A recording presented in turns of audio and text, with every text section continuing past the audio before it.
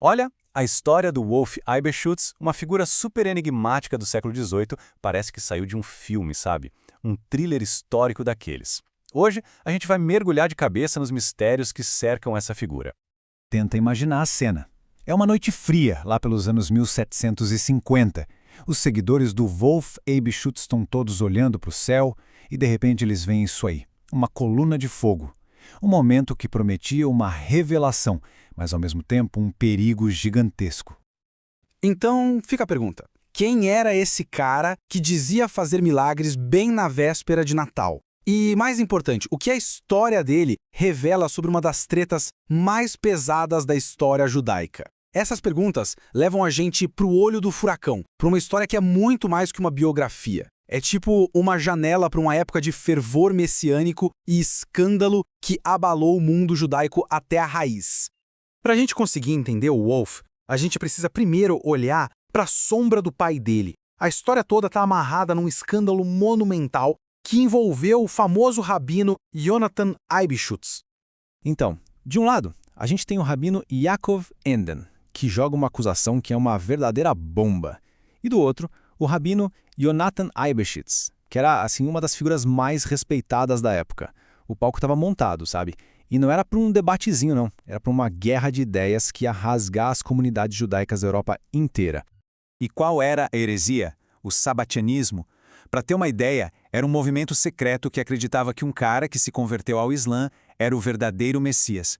Agora, imagina acusar um rabino super importante de ser um seguidor disso. Era literalmente como detonar uma bomba atômica no coração da teologia judaica da época. Beleza, com todo esse cenário de controvérsia em mente, vamos voltar para o filho, para o Wolf e para o seu ato mais dramático e misterioso. Olha, a cena é puro simbolismo. Véspera de Natal, um momento sagrado para os cristãos, e o Wolf me aparece fazendo um ritual cabalístico. Ele não está só pregando, entende? Ele está encenando um drama cósmico. Está jogando um desafio espiritual direto para o cristianismo. E aí, o sinal aparece. Aquela coluna de fogo, um clássico sinal messiânico. Foi uma intervenção divina, como Wolf dizia? Ou será que ele estava manipulando não só os seguidores, mas os próprios céus? E aqui a gente desvenda um mistério. O tal milagre aconteceu exatamente na mesma noite da passagem do cometa Halley. E isso era um evento astronômico que já tinha sido previsto, já tinha saído nos jornais. O Wolf, que era um cara culto, com certeza sabia disso. Ele basicamente usou o conhecimento da ciência para forjar um sinal divino.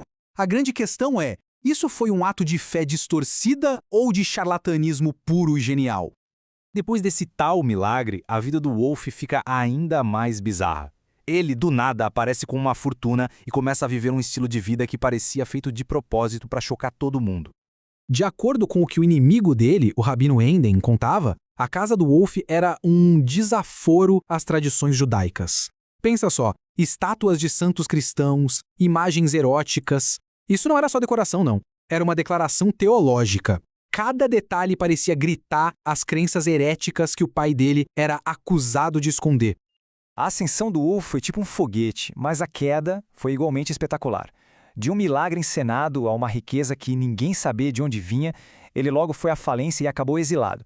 Mas olha, mesmo na derrota, o cara manteve o estilo, né? Foi embora numa carruagem banhada a ouro.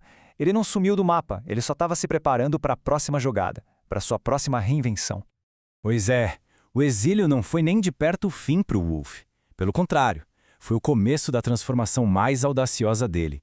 De filho de rabino em desgraça para nobre e mestre do oculto. E o Wolf não estava sozinho nesse palco, não. O contemporâneo e rival dele, Jacob Frank, estava seguindo um roteiro bem parecido. Os dois se diziam nobres, líderes messiânicos com poderes de alquimia e, o mais importante, os dois eram mestres na arte de criar um aroma de mistério em volta de si mesmos. Eram verdadeiros mestres da autopromoção numa época que tinha sede por segredos. A audácia desse cara não tinha limite. Precisando de dinheiro, ele não foi pedir um empréstimo, não. Ele se declarou um alquimista. Ele enganou os credores com barras de cobre banhadas a ouro, dizendo que o ouro ainda estava num estado quase espiritual. E o pior, ou melhor para ele, é que acreditaram e deram mais crédito para ele. A lábia, a confiança, essa era a verdadeira matéria-prima dele. Mas como que alguém como Wolf conseguia fazer tudo isso e se dar bem? Para entender, a gente precisa mergulhar nesse mundo fascinante e bem estranho que era o século XVIII. Uma era em que a ciência e a superstição, sabe, dançavam juntas. 2000. Pensa nesse número. Essa era a estimativa de alquimistas ativos só na cidade de Varsóvia. Isso mostra que a alquimia não era coisa de maluco, de gente à margem da sociedade. Era uma obsessão popular. De reis a plebeus, estava todo mundo atrás de riqueza fácil e dos segredos do universo. Então, o Wolff era o cara certo na hora certa. Uma época em que a linha que separava um místico de um vigarista era quase invisível. E com o interesse cada vez maior dos cristãos pela cabala, o palco estava prontinho para um showman carismático que prometia revelar os segredos do judaísmo. Ok, então, o que a vida extravagante e herética do Wolff nos diz sobre aquela acusação original contra o pai dele, o respeitado rabino Jonathan Eybeschutz?